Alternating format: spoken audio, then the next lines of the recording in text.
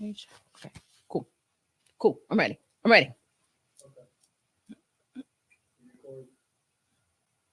Hey, y'all. Welcome back to Bri Chronicles. My name is Bri Peters, and I am a family nurse practitioner in the Central Texas area. And I'm also the proud owner of A.O. Mary Chanel Med Spa. So come on in, take a seat, and come on, honeys, let's sip this tea.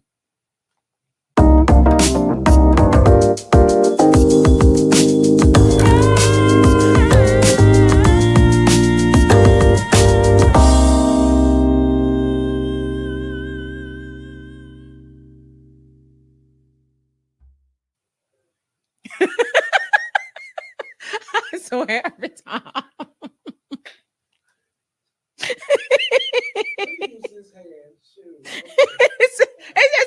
It's okay. It's okay. It's okay. I need to laugh because basically on this episode, we're going to go back down memory lane and we're going to hit a lot of subjects that will kind of put me in my feelings. But guess what? It was my foundation. It made me who I am today. So yeah, this is going to be a little emotional episode. It's basically talking about my nursing career. As you see this young lady right here. Y'all see her? So my sister gave me different statues for each level of my nursing career. And this young lady here, this is little Miss LVN, right? So when we graduated in LVN school, of course, I wore the white hat. I had the dress. Yeah, I did the whole 9 yard. But let's go back to how it all started, why it all started. Would I change anything different?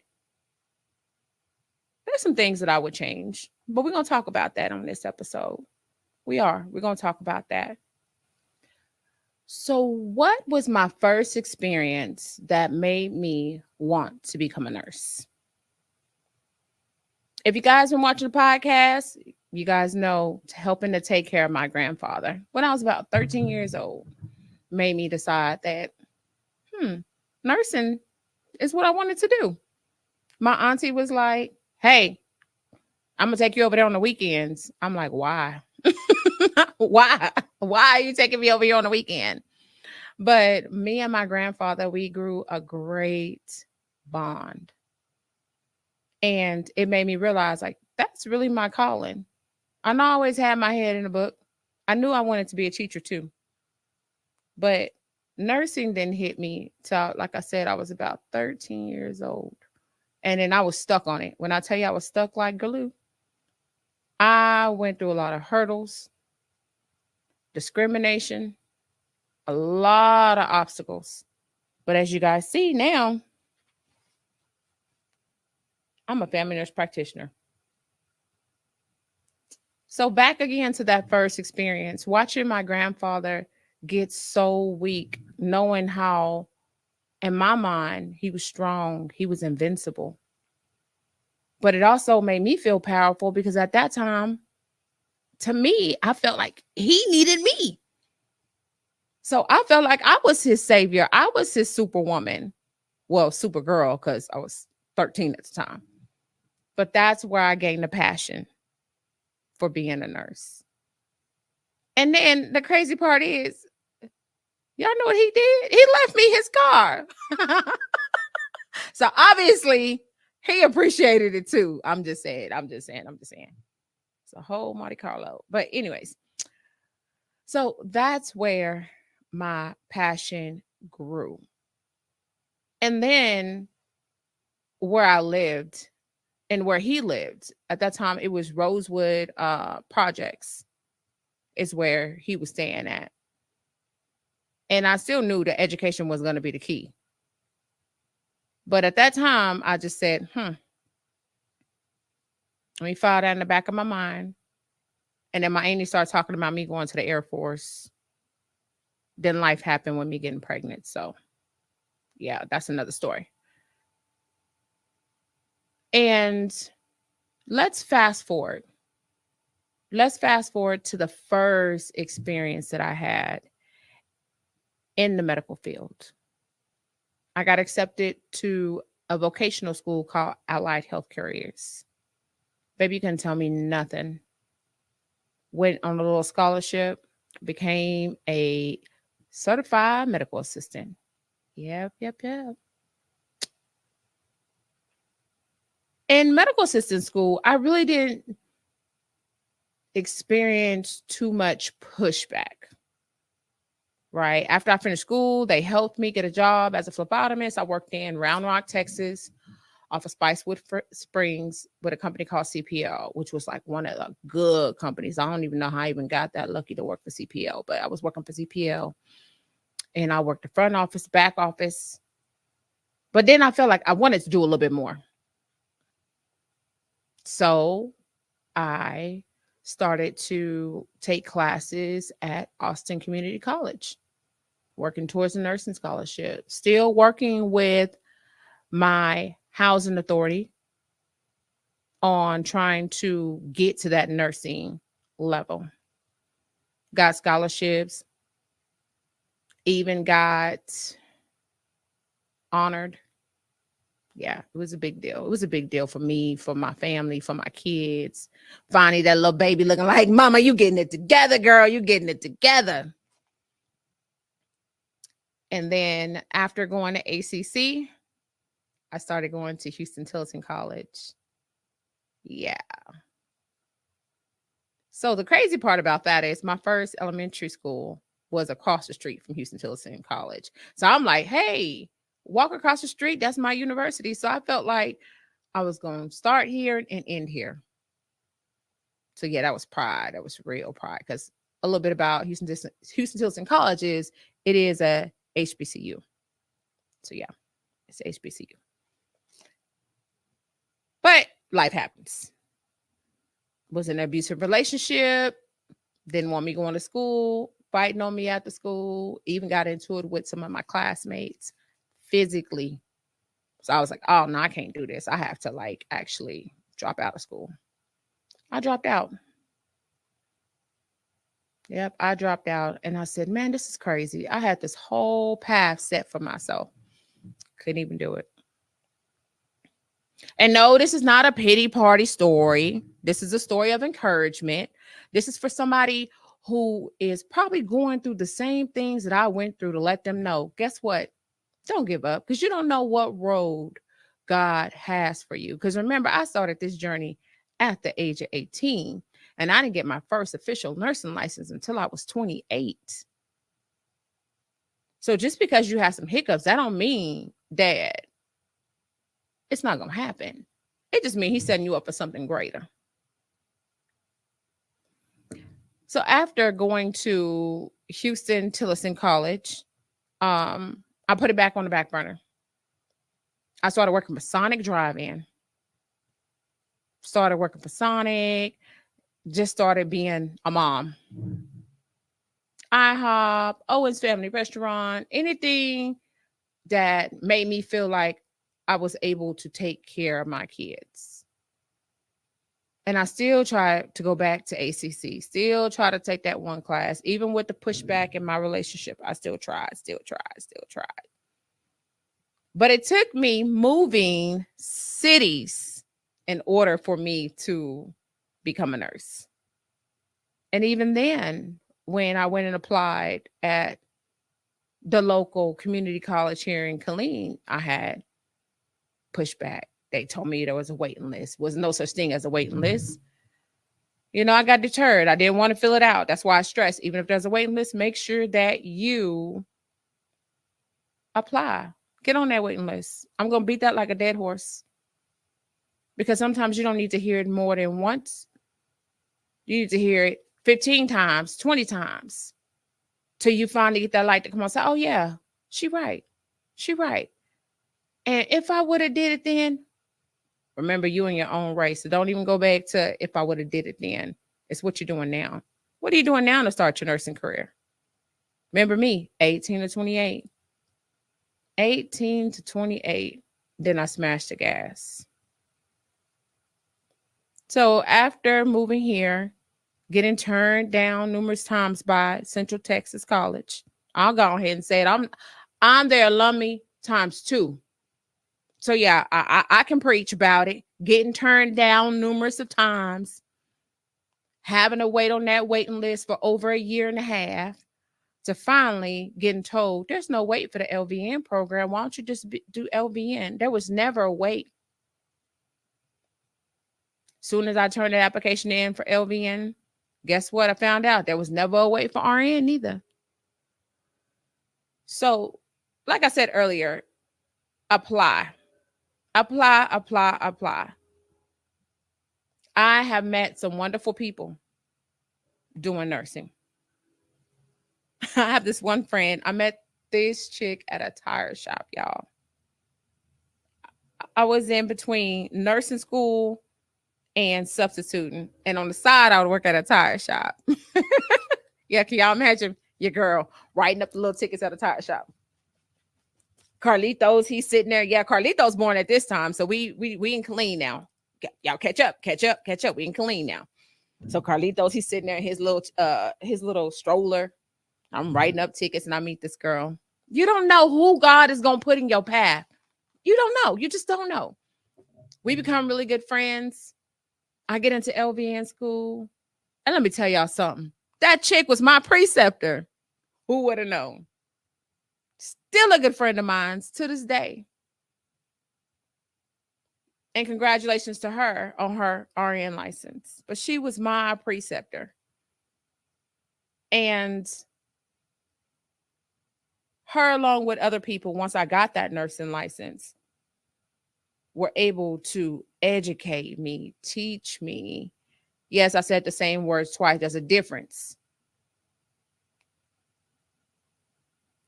They were able to teach me how to fish and not just give me the fish. Most of the time when you deal with people, they just want to say, oh, let me do it. Let me do it.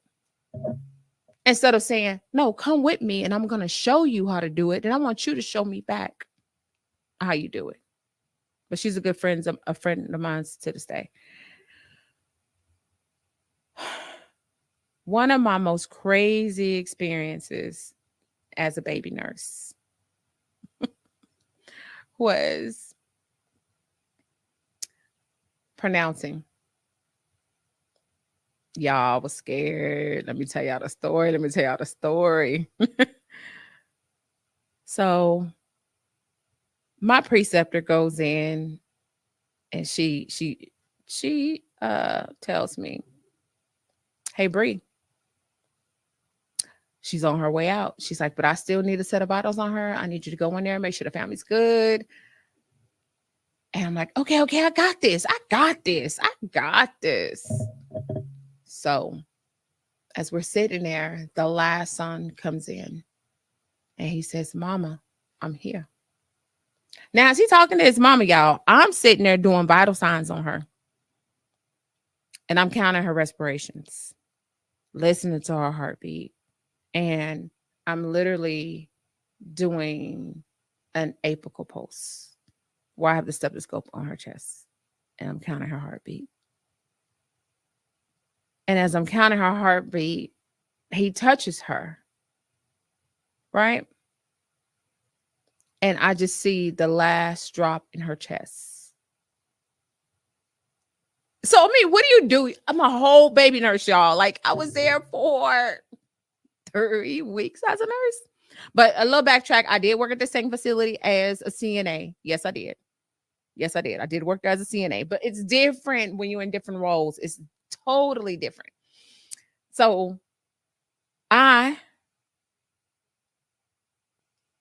ain't gonna lie to y'all. I stopped counting the respirations in the apical pulse, of course, because she was no longer breathing. But I did not want to make a scene. So I held the stethoscope on her a little bit longer. And I'm like, there's no way this lady just passed away. So I say, get myself together. I'll be right back. In the most kindest, most politest voice I could ever do. And I go to my preceptor and I go, oh my God, she's dead. She was like, Bri, calm down. She's like, that's what I briefed you on. I told you what was going to happen. She said, oh, I'm so sorry. This is the first time this has ever happened to you. I said, yes, yes, it was. But let me tell y'all something, y'all. It wasn't the last. So telling that story, I'm not trying to get nobody scared to be a nurse.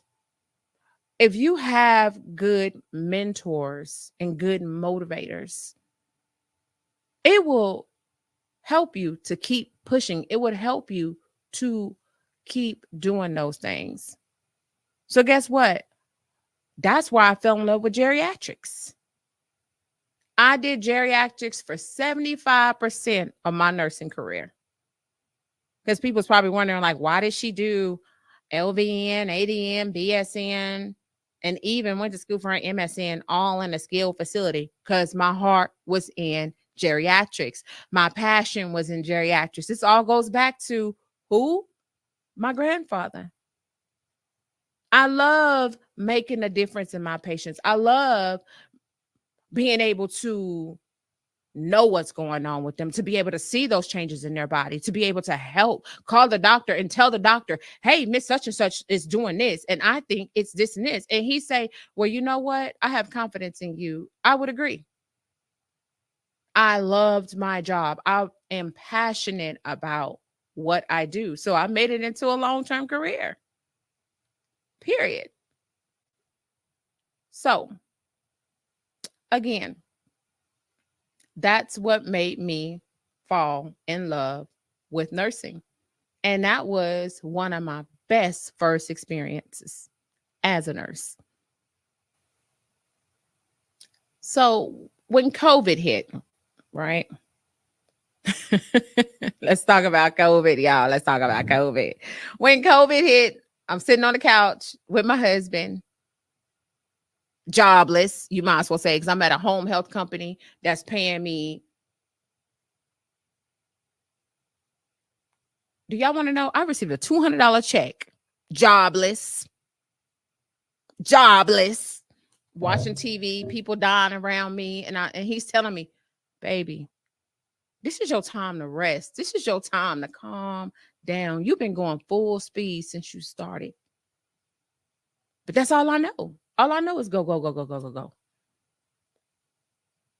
Then I tell him I want to go to New York. People calling me, telling me I'm going to die if I go up there. And I'm like, nope, nope, nope, nope, nope. I just really, really, really feel that I need to go up there for COVID.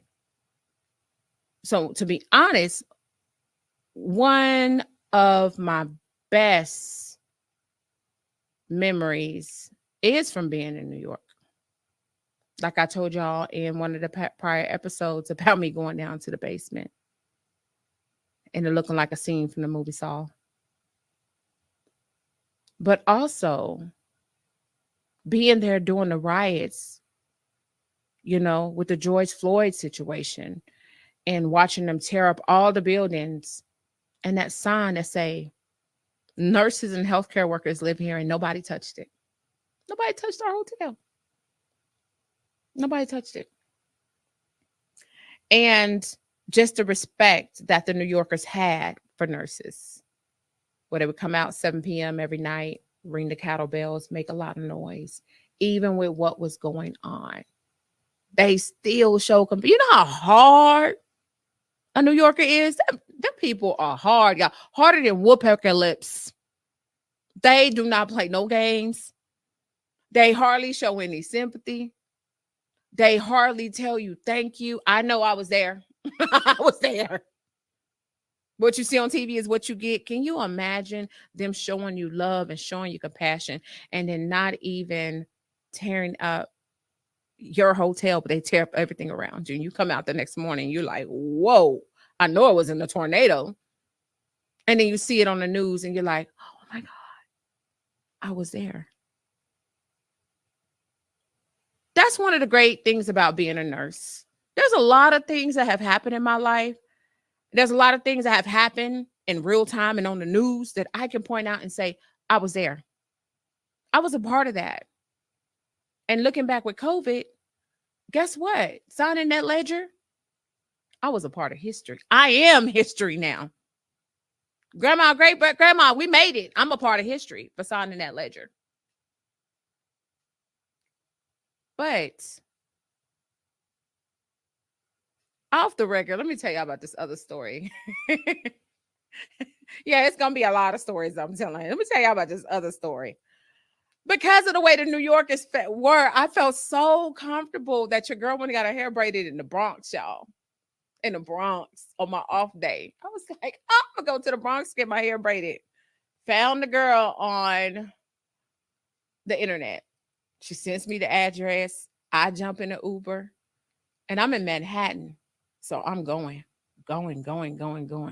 Cross over the bridge and I'm realizing like it's going from nice and fancy to a little bit dirty to dingier. Then I seen these projects like y'all remember that old school show New York Undercover? Yeah, I'm like, where this girl got me going? Get there, the building is yellow, stains everywhere. And I'm calling her. I'm like, hey, where you at? Y'all, the Uber left. He didn't even wait till I got in the building or nothing. He just dropped and ducked. He was gone. I should have known something was up, right? So I get up in there and she's like, don't worry about the elevator. It's broke. You got to take the stairs. Like, Lord. Y'all, I'm by myself. Phone's about to die. Get up into the room. Kids in there making Kool-Aid. Little small apartment. Let me tell y'all something. New Yorkers pay a lot of rent, but they get nothing. Like literally, like the song Jaheim said, a mansion in Texas. He is correct, y'all. He is correct. The houses here in Texas are huge compared to New York. So I get up in there and she's like, oh, I'm not going to do your hair here. We're going to go somewhere else. Okay. But I'm thinking to myself, y'all, it's me, you. It's about 4 kids. How are we going somewhere else? How are we going to get there? So I asked her. I said, how? Where? Oh, my brother's coming to get us. Don't worry about it. I'm like, I don't know about this, Bri. But you know what? You are already 10 toes in. You might as well keep going, girl. You might as well keep going. You really want these braids. You really want these braids. So we get downstairs, and I swear to y'all, it's like a smart car. Look like a clown car. Little white car. We all pack in this car. And the streets in New York, they go up to in the hundreds. So we're going, and the streets is getting higher and higher and higher and higher and higher in the numbers. I said, man, they ain't never going to find my body. I don't know why I got in this car. I'm holding on to my purse. My kids, not my kids, her kids, cousins, kin folks, whoever was looking at me like who this woman is. I'm looking like, who are you? I want to get out. I want to scream, but it's too late, y'all. I really want these braids. Right? So me, even though this really did happen, this is like how you feel with nursing school. Like you're going to go through some things, but you're going to be like, I really want this nursing license. I really want these braids. These braids going to be worth it. So we pull up, little place, big place, look like a warehouse, sitting on the corner. She said, okay, we here. We pile out of the car. I'm telling y'all, we look like clowns, y'all. It was about 7 of us, little bit smart car. Picture a little bit white smart car with 7 people getting out of it. We could pile out. Then she says, we're here. We're at the shop. I'm like, what shop? This looks like a warehouse. Go into the shop and they have about 10 chairs going this way, 10 chairs going this way. They got kids, they got teenagers, they got grandmas, everybody in there braiding. Behind it is boxes of braids, meaning braids and boxes, y'all. Yeah. So I go in and I'm excited because I'm like, I'm with my people, right? I feel excited, but I'm just like, I think I want some white braids put in my head too. So the girl's like, okay, y'all, let me tell you something. It was worth it. Those braids took 3.5 hours to get done. And I kept those braids in for 4 months. Those are the best braids I have ever had in my life. But as you guys seen, as I'm telling the story, the struggle was real. I didn't know what was going to happen going around this corner, going up this street, and we going and going and going and going and going. And I'm just like, oh my gosh, what's going to happen? That is how nursing school is. Nursing school is a roller coaster. But at the end, is it worth it? Yes. Times 1 million, it's worth it. And then the one great thing about nursing is one of the few jobs that if I get tired of being a med surge nurse, guess what? I can go take a course and boom, I can go apply to be in ER. I can apply to be in ICU. Or if I just don't want to work in a hospital at all anymore, I can go work at a clinic. I can do pediatrics. So trust me, those roads, those ups and downs, those obstacles, it is going to be worth it. Because remember, like when that happens, remember me in them braids. Okay. As you guys see in the picture, remember me in them braids. Okay. I have shared some of my most deepest and rewarding experiences as a nurse, right? Even though some may sound crazy, but it's very rewarding to me. But also, I had some challenges as well. The thing that challenged me the most as a nurse was not COVID. I know a lot of people's like, well, you were away from your family. How did you do that? How did you maintain the work-life balance? I talk to my kids every day. I FaceTime them. My husband even came to New York, but that's not it. That's not what I want to talk about. When I entered nurse management, that to me was one of the most challenging experiences. And then to have to prove yourself every day because you're being discriminated against. And I know some nurses can agree, some nursing students can agree, where they say, I want the nurse, or I want the CNA, or I want this person. You're like, that is me. I am that person. And then they look at you because they don't feel that you're confident enough. They don't feel that you're educated enough. And then you don't fit the look. You don't fit the aesthetics, because y'all gonna always hear me say it's the aesthetics for me. You don't fit their aesthetics of how they feel that a nurse should look like. And then let alone the team members that you're working with. Not the team members, not my delegates, but the ones that lateral, the other managers. They feel like, why is it you? Why can't it be my friend? Why did they pick you? So they make things a little staticky for you. But overall, I never gave up. I always stayed focused.